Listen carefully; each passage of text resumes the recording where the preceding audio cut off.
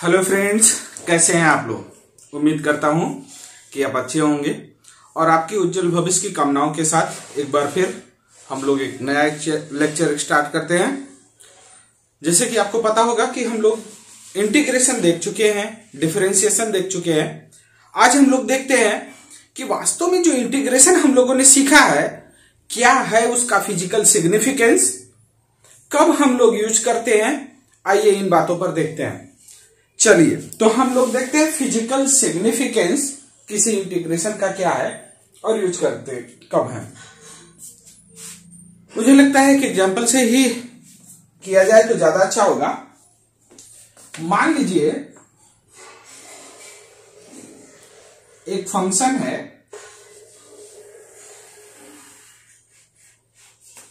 f(x)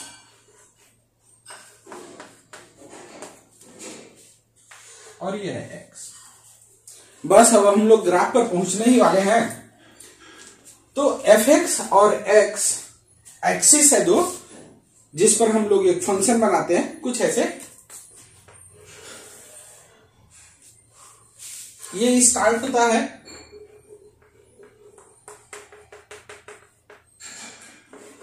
x equal to a से और ये खत्म होता है x इक्वल टू b पर। ठीक है, ध्यान दीजिए। अब मान लीजिए, अच्छा इससे पहले भी एक एग्जांपल। मान लीजिए आपसे कहा जाए कि बेटा सिग्मा n की वैल्यू कितनी होगी जब n स्टार्ट हो रहा है 1 से और खत्म हो रहा है 5 पर, है ना।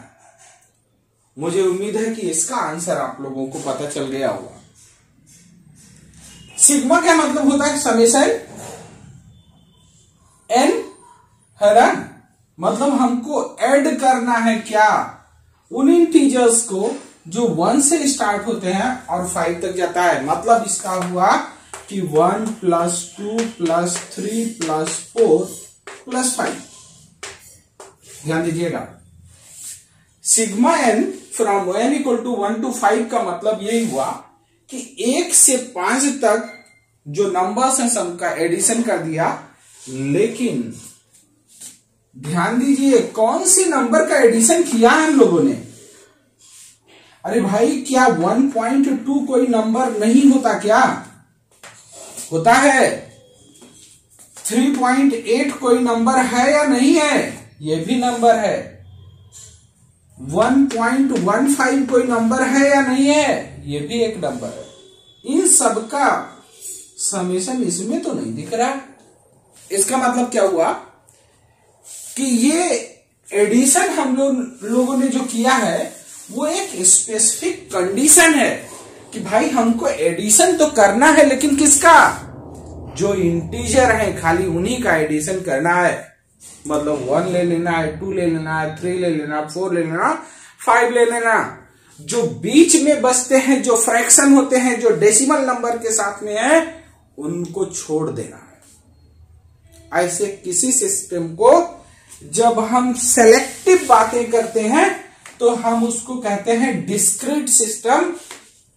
ध्यान दीजिएगा, इसको हम क्या बोलेंगे। अगर रियल लाइन पर प्लॉट किया जाए तो रियल लाइन भाई -∞ से +∞ तक होता है, 0 बीच में कहीं आता है और इस पर वो सारे नंबर होते हैं। लेकिन हमने सेलेक्ट किसको किया, 1 को, 2 को, 3 को, ये बीच वाले नंबर गायब कर दिए, है ना। ऐसे सिस्टम को क्या बोलते हैं, डिस्क्रीट सिस्टम। तो जब डिस्क्रीट सिस्टम था तब तो हम लोग सिग्मा का यूज कर लेते थे। लेकिन अगर कोई यही पूछते कि नहीं, हमको सभी नंबर इंक्लूड करना है, कुछ भी नहीं छोड़ना है, तो उसको हम क्या बोलेंगे, कंटिन्यूअस सिस्टम, है कि नहीं। और उस केस में जो ये समेशन है, जो ये सिग्मा है, ये इंटीग्रेशन के साइन में कन्वर्ट हो जाता है। यही होता है फिजिकल सिग्निफिकेंस। जैसे आइए मैं दिखाता हूं कि कैसे। ध्यान दीजिए, हमने कहा कि मान लीजिए आपके पास एक फंक्शन है fx और आप जो है वो a से b तक होता है, a से स्टार्ट होके b तक कह रहा है कि भाई इसका एरिया बता दो। क्या बता पाएंगे? अभी तो नहीं, जब तक इंटीग्रेशन नहीं पता है। क्यों? क्योंकि जो एरिया हम लोगों ने सीखा है अभी 10th क्लास तक, उसमें क्या है, कुछ स्पेसिफिक शेप है ट्राइंगल, उसका एरिया रट लिया हम लोगों ने 1/2 into base into height. Rectangle है लेंथ इंटू विड्थ, है ना। ऐसे कुछ एरिया है, सर्किल है 4 पाई स्क्वायर। ये सब रटा रटाया है, आप तो ये भी नहीं जानते कि ये आता कहां से है कि नहीं। तो हमने कहा कि मान लीजिए हमको ये एक ऐसा सेट मिल गया जिसका एरिया हमको पता नहीं है, तो हम लोग इसका एरिया निकालने के लिए जुगाड़ लगा सकते हैं। क्या भाई, अगर यहीं पर एक पतला सा स्ट्रिप बना लें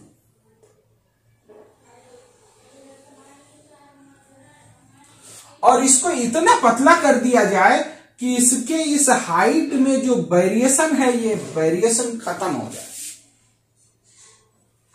अरे भाई ये हाइट कम दिख रहा है, यहां फंक्शन की वैल्यू कम है, यहां फंक्शन की वैल्यू ज्यादा है, इसको और पतला करते चले जाओ, इन दोनों के बीच में डिफरेंस जो है वो खत्म हो जाएगा कि नहीं। तो हमने कहा कि मान लीजिए कि यहां से x दूरी पर एक बहुत पतला सा स्ट्रिप ले लिया dx, और ये इतना पतला होना चाहिए कि इसका ये वेरिएशन नेग्लेक्ट कर दिया जाए, ये मान लिया जाए कि वो वेरिएशन नहीं है। तो क्या इसका एरिया जो आएगा ये कुछ रेक्टेंगल जैसा दिख रहा है। तो हमने कहा ये रेक्टेंगल है और इसका एरिया जो आया भाई ये हाइट क्या कहलाती है, फंक्शन की वैल्यू, और इसकी चौड़ाई कितनी है dx, इसका एरिया आ गया। अब ऐसे पतले पतले ढेर सारे स्ट्रिप ले लो और सभी को इंटीग्रेट कर लो। इंटीग्रेट मतलब सभी को ऐड कर देना है।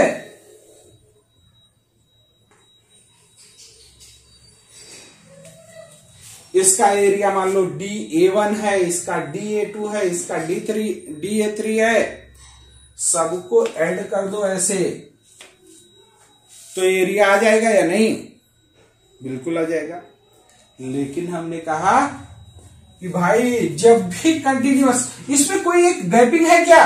नहीं, यहां से लेके यहां तक ऐसे सारे स्ट्रिप लेने पड़ेंगे, सबको जोड़ना पड़ेगा। इसका मतलब ये सिस्टम कंटिन्यूअस है, बीच में कोई गैपिंग नहीं है। और जब भी ऐसा केस आएगा तो ये जो सिग्मा है इसी को रिप्लेस कर देना है इंटीग्रेशन से, है ना। जरा इंटीग्रेट कर देते हैं।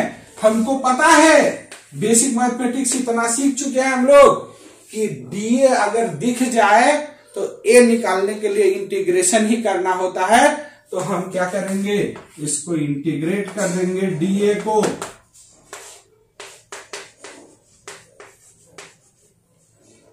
और ये लिमिट ले लेंगे। यहां वेरिएबल क्या है, ए से बी तक, तो यहां से ए से बी तक ले लेंगे और जो भी आंसर आएगा वो क्या हो जाएगा, इसका आंसर मतलब area.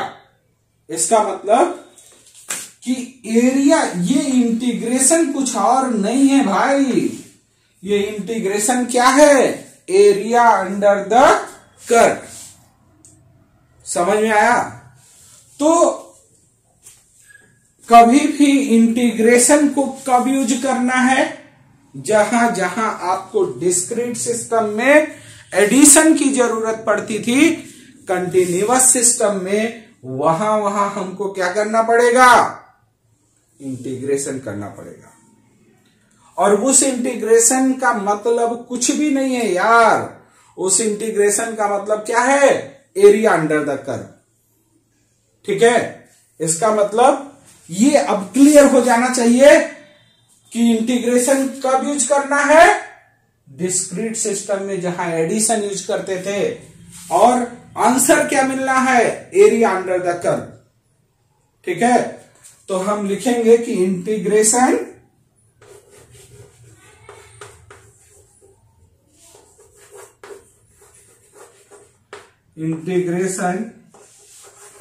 Of a function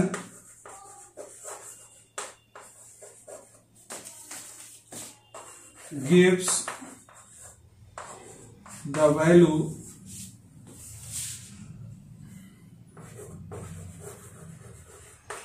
of area under the curve, है कि नहीं। ये किसकी वैल्यू है भाई, integration of F x D x, कहां से, ए से बी तक। तो ये पूरा एरिया आ जाएगा। हाँ, अब हो सकता है कि इन बातों से थोड़ा भी अभी प्रॉब्लम हो रहा हो, तो जैसा कि मैं बोलता हूं कि कभी कॉन्सेप्ट से कुछ क्लियर बहुत ज्यादा जब नहीं हो रहा हो तो कुछ एग्जांपल्स के साथ ही वो क्लियर होते हैं। तो आइए देखते हैं कि वो एग्जांपल्स और वहां से इसे सॉल्व करने की कोशिश करते हैं। चलो हम लोग स्टार्ट वहीं से करते हैं जो चीजें हमारे लिए पता है। हम लोग एक जानते हैं कि मान लो ये एक्सिस है, एक्स एक्सिस, ये वाई एक्सिस है जिसे एफ एक्स हम लिखते हैं, और यहीं पर एक ट्रायंगल है जिसकी ये बेस है बी और ये हाइट है एच।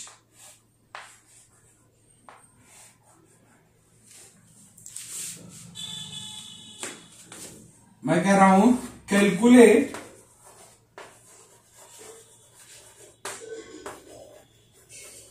एरिया ऑफ ट्रायंगल, है ना। चलो भाई, अब ट्रायंगल का एरिया हमको नहीं पता है तो हम लोगों को क्या करना पड़ेगा कि एक छोटा सा स्ट्रिप लेंगे।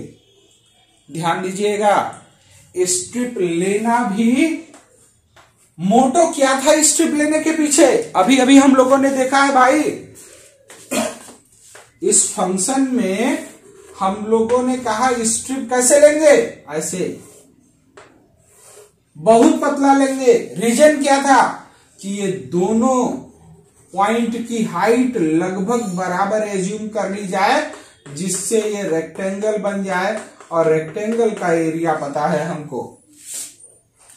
तो स्ट्रिप हमेशा ऐसे लेना होगा आपको कि जहां ये हाइट वेरी कर रहा हो उसके परपेंडिकुलर लिया जाए, जहां वो हाइट का वेरिएशन नेग्लेक्ट किया जा सके।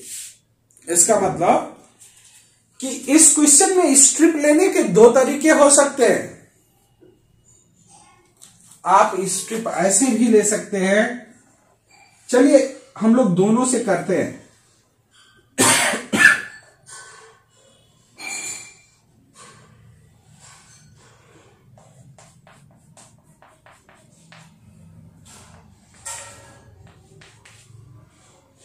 मान लीजिए x दूरी पर dx थिकनेस का स्ट्रिप ले लेता हूं, ठीक है। यहां पर क्या हो रहा था भाई, आगे बढ़ने के साथ साथ ये हाइट बढ़ती चली जा रही थी, यही ना प्रॉब्लम था। तो यहां पर हमने स्ट्रिप के दोनों एज इस तरह से ले लिए कि इस वेरिएशन वाली लाइन पर आ जाए, है ना। अब हम लोग इसका एरिया निकालने के लिए, इसकी चौड़ाई तो पता चल चुकी है, लेकिन इसकी ये लंबाई कितनी है अगर ये पता चल जाता तो हम लोग इस स्ट्रिप का एरिया तो निकाल सकते थे। तो अगर हम लोग यहां पर मान लीजिए वो है, ए है, बी है, यहां पर सी और यहां पर मैं डी लिख दूं, तो ये दोनों ट्राइंगल, एक बड़ा वाला और एक ये छोटा वाला, ये सिमिलर दिख रहा है या नहीं? Triangle O A B and triangle O C D are similar.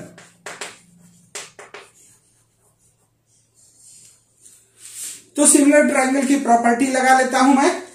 भाई मान लो इसका लंबाई L है, तो सिमिलर ट्राइंगल की प्रॉपर्टी क्या होती है कि इसका परपेंडिकुलर डिवाइडेड बाय इसका परपेंडिकुलर इक्वल टू इस वाले का बेस डिवाइडेड बाय बड़े वाले का बेस। ये ना होता है, मतलब सिमिलर ट्राइंगल की प्रॉपर्टी क्या है कि कॉरेस्पॉन्डिंग साइड का जो रेशियो है वो इक्वल होगा, है कि नहीं? तो यहां से हम लोग लिख देते हैं कि L बाई H छोटे वाले ट्राइंगल का परपेंडिकुलर डिवाइडेड बाई बड़े वाले ट्राइंगल का परपेंडिकुलर इक्वल टू छोटे वाले का बेस, तो x तो माना है यार, डिवाइडेड बाई बड़े वाले का बेस। इसका मतलब L की वैल्यू क्या हो गई? H by b into x. So area of the strip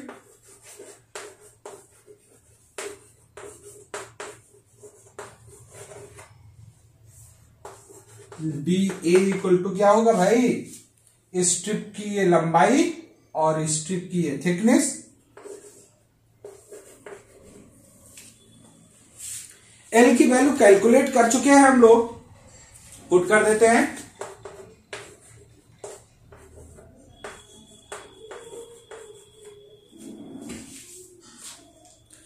अब क्या दिख रहा है आपको? भाई डीए दिख गया। इसका मतलब ए कैलकुलेट करने के लिए इंटीग्रेट ही तो करना है, integrate using proper limit.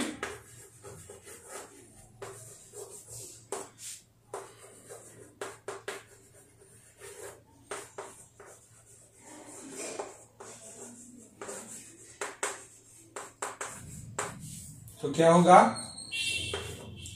DA का इंटीग्रेशन, और यहां पर h बाई बी कॉन्स्टेंट है, यहां पर इसको इंटीग्रेट कर देंगे x dx को, और लिमिट क्या रखेंगे भाई? ये स्ट्रिप कहां से कहां तक, ये ऐसे ऐसे सबका एरिया निकाल के जोड़ना है। मतलब ये x की वैल्यू कहां से शुरू होगी? 0 से, और जाएगी कहां तक? b तक। तो 0 से b तक, है कि नहीं? चलो भाई, h बाई बी, और ये क्या होगा? एक्स स्क्वायर बाई 2, 0 से b। डीए का इंटीग्रेशन a, और यहां h बाई बी, और यहां पर रखेंगे तो b स्क्वायर बाई 2 माइनस 0। ये a की वैल्यू क्या हो गई? b से ये कैंसिल हो जाएगा, और ये आ जाएगा 1 बाई 2 बी एच। अरे भाई, ट्राइंगल का एरिया यही तो आता है कि नहीं? कोई डाउट? ध्यान दीजिए, ये स्ट्रिप लेना ये बच्चों के लिए एक छोटी सी प्रॉब्लम होती है कि कैसे लिया जाए। तो बस इस बात का ध्यान रखना होगा कि जहां वेरिएशन आ रही है, जिसके कारण प्रॉब्लम क्रिएट हो रहा है, उस स्ट्रिप का एक एज उस पर होना चाहिए। तो यहां ये एक ऐसा स्ट्रक्चर है कि आप स्ट्रिप ऐसे लेते तब भी ये आंसर इस स्ट्रिप का एक एज इस लाइन पर आ रहा है। इसका मतलब ये हुआ कि ऐसे इंटीग्रेशन करने से भी आपका आंसर यही आता, उसमें कोई प्रॉब्लम होने वाली नहीं थी। समझ में आया ना? चलिए, तो ये ट्राइंगल का एरिया जो रट के रखा था आप लोगों ने, कैसे आता है, क्लियर हो गया ना। चलिए एक और क्वेश्चन करता हूं।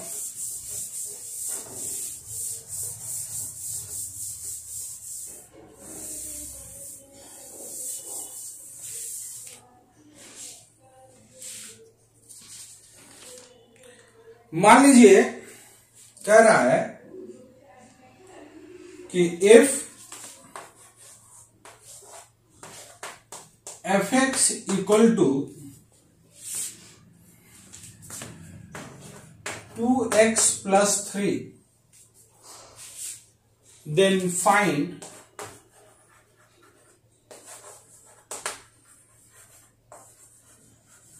area enclosed by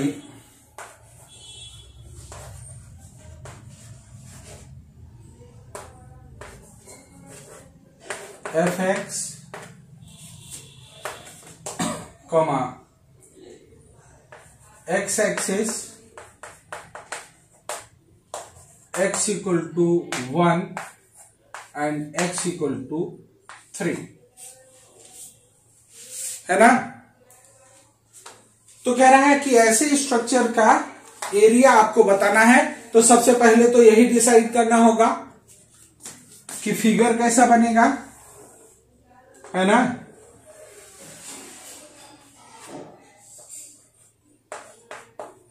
टेंशन मत लीजिएगा, ग्राफ भी डिस्कस करने वाले हैं हम लोग, है ना।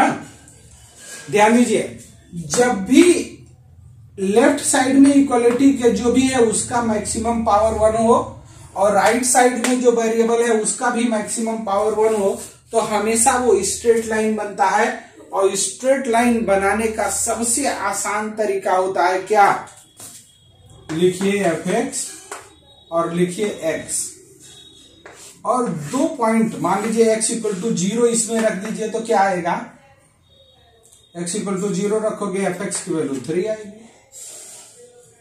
x इक्वल टू मान लो 3 रख दिया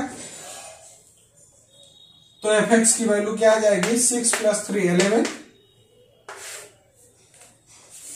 है ना। तो आपके पास 2 कोऑर्डिनेट पता चल गए, एक 0,3 एक 3,11। बना लो कोऑर्डिनेट, x की वैल्यू 0 है, y की वैल्यू 3 है, कहीं यहां होगा।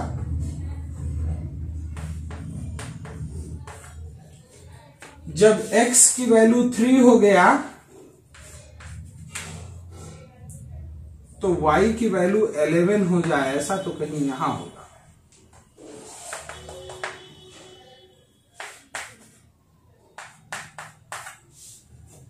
और स्ट्रेट लाइन है, इन दोनों को मिला दो,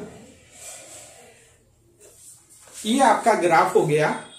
अब इसी में वो क्या क्या कह रहा है भाई, fx, ये तो fx हो गया। फिर क्या कह रहा है, x एक्सिस, फिर क्या कह रहा है, x इक्वल टू 1, कहीं यहां होगा, एंड x इक्वल टू 3, ये तो यही है। कह रहा है ये वाला एरिया बता दो भाई।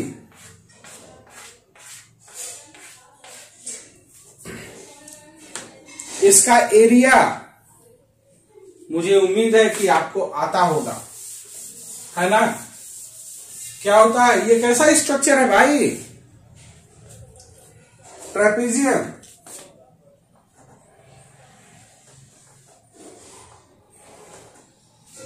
है कि नहीं। और ट्रेपेजियम का एरिया क्या होता है, 1/2 into sum of parallel side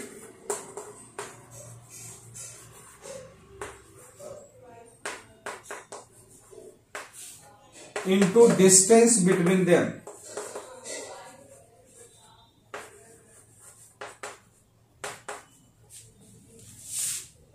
मैं पहले वैसे कैलकुलेट कर दे रहा हूं, 1/2, पैरेलल साइड कौन कौन सा है, ये वाला और ये वाला। इसमें x इक्वल टू 1 पुट करोगे तो कितना आएगा, 5, मतलब इसकी हाइट है 5, इसकी हाइट है 11, तो सम ऑफ पैरेलल साइड हो गया 5 + 11। और इन दोनों के बीच की दूरी, अरे भाई ये x इक्वल टू 1 है, ये x इक्वल टू 3, है कि नहीं? तो इनके बीच की दूरी क्या हो गई? 2। तो 2 2 कैंसिल, ये तो आंसर 16 है कि नहीं? लेकिन आइए कैलकुलेट से करके देखते हैं। भाई ये रट लिया था हम लोगों ने, अब मैं कह रहा हूं कि नहीं, ऐसा कुछ नहीं करना है, वैसे ही करते हैं। प्रॉब्लम है क्या? कुछ लोग कहेंगे सर इसको ऐसे मार दीजिए, ये एक रेक्टेंगल बन गया, एक ट्रायंगल बन गया। बिल्कुल सही है, लेकिन यहां मुझे क्या सिखाना है आपको? इंटीग्रेशन। तो हम लोग इंटीग्रेशन से ही करेंगे। मान लीजिए कि हमने कहा यहां पर एक स्ट्रिप है,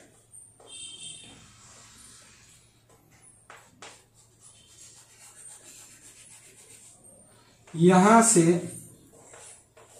x दूरी पर dx थिकनेस का एक स्ट्रिप लिया, तो एरिया ऑफ द स्ट्रिप क्या होगा?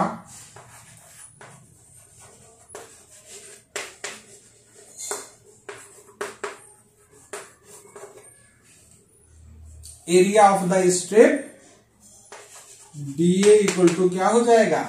अरे भाई ये फंक्शन की वैल्यू fx और उसकी थिकनेस dx।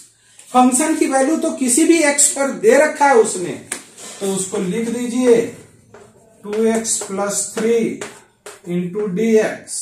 ये dA है और एरिया निकालना है, मतलब इंटीग्रेट कर देते हैं।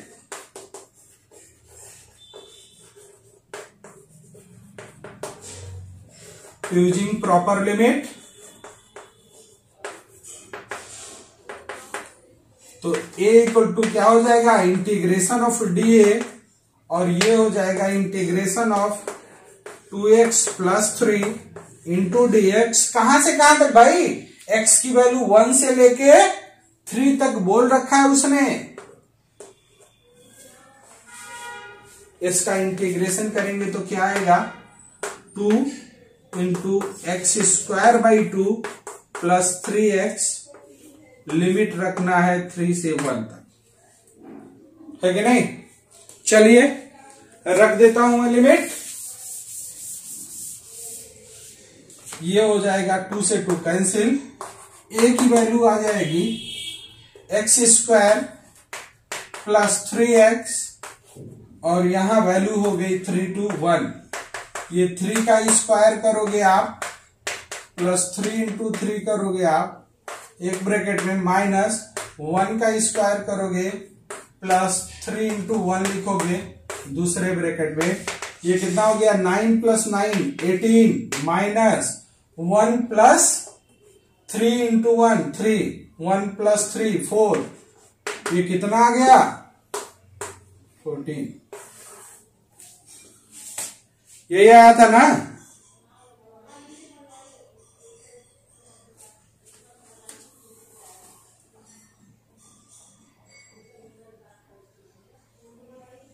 मुझे लग रहा है कहीं कुछ पिछले क्वेश्चन में क्या आया था, यहां 1 रखा था हम लोगों ने, तो ये 5 हो गया।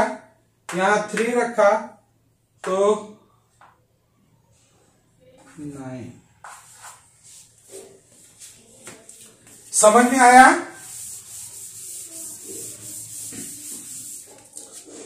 पिछली बार हम लोगों ने क्या किया था, जरा मुझे याद नहीं, 1/2 into sum of parallel side. भाई इस 2x प्लस 3 में जब x की वैल्यू 1 रखोगे आप, तो ये आएगा 5, एक साइड हो गया, और x की वैल्यू जब 3 रखोगे तो 6 प्लस 3 ये 11 नहीं होगा, ये 9 होगा, है कि नहीं? तो एक आ गया 5 प्लस 9 इंटू 2, तो ये आ गया 2 से 2 कैंसिल, ये 14। पिछली बार शायद यहां मैंने 11 रख दिया था। तो ध्यान दीजिए, ओवरऑल दोनों आंसर सेम है, ठीक है? तो अब हम लोग किसी भी ग्राफ में एरिया अंडर द कर्व निकालना है तो निकाल सकते हैं। की पॉइंट क्या है कि ये स्ट्रिप ऐसा होना चाहिए कि पूरे मूवमेंट में इसका एक साइड कहां हो, जो वेरिएशन होकर ला रहा है उस वाले पर लाइन पर होना चाहिए, आप इसमें ऐसे नहीं ले सकते। क्यों? क्योंकि जब ये स्ट्रिप नीचे से ऊपर जाएगा तो यहां तक तो स्ट्रिप की लंबाई बदल ही नहीं रही है, इसके बाद बदल रही है इस वेरिएशन वाले लाइन पर, तो यहां से शुरू हो रहा है कि नहीं? तो कोशिश ये करनी चाहिए कि ये स्ट्रिप ऐसा हो कि वेरिएशन पूरे लाइन में आए। समझ में आया? तो इससे ज्यादा फिजिक्स पढ़ने के लिए आपको इसकी जरूरत नहीं है। तो मुझे उम्मीद है कि ये चीजें आपको समझ में आई होंगी, और अगर समझ में आ गई तो इंटीग्रेशन यहीं तक। अब हम नेक्स्ट लेक्चर पर स्टार्ट करते हैं ग्राफ, है ना? चलिए, तब तक के लिए नमस्कार।